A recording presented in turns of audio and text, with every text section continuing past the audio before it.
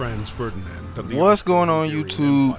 Detroit Trooper here with another video, and I want to talk about this for a long time. It's been a long time coming, but somebody just happened to make a comment, so it's gonna fall under the Pony Express. So what this person said, basically, I'm not gonna actually read it, but what he actually said was Microsoft was the reason that Japanese RPGs started to die, and that's what he had said. So I don't know how he said it was their fault. He was basically saying like they paid Japanese companies a huge amount of money to make exclusive games for the 360, which didn't sell well because there wasn't a market for them. But to him saying that, I'm thinking, for me, it makes no sense how JRPGs have been on the decline for years.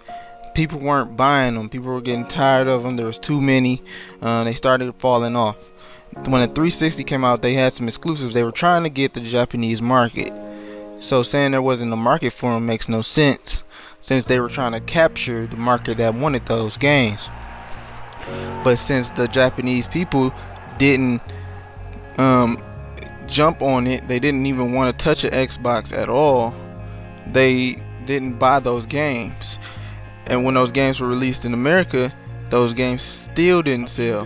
So this American company, this Western company, started to focus mainly on Western games. So they were making stuff like the shooters, and they were focusing on the sports and things like that, the games that actually sold well for them. Because Japanese people weren't touching their games at all, they weren't going to cater to them. It wouldn't make any sense for them to do so, since they don't pay for the games. And that's basically where the problem was. But he was blaming Microsoft for saying that they were killing JRPGs, which isn't the case at all. If anybody is at fault, I'm not going to say it's their fault, because they were trying to get money. But Sony started to try and cater to the Western gaming market. So basically, this Japanese company was trying to focus on the Western gaming market, which they shouldn't have been doing in the first place. They were supposed to be catering to their fans, and their fans were Japanese gamers.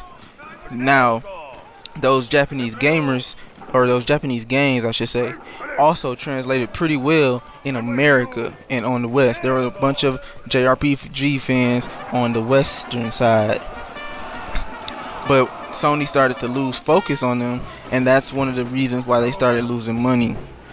The Japanese people weren't getting the games that they wanted, because PlayStation was focusing too much on the Western market, and the Western market that loved PlayStation wasn't getting the games they wanted, because they wanted the same games that they were making back in the day, which were Japanese games.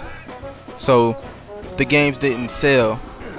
When they did make them, they still didn't sell. The Japanese market was starting to fall off, basically. So these two groups. So you saying that because it was Microsoft's fault, but they were catering to their fan base. They're not going to cater to a fan base that does not want their games at all.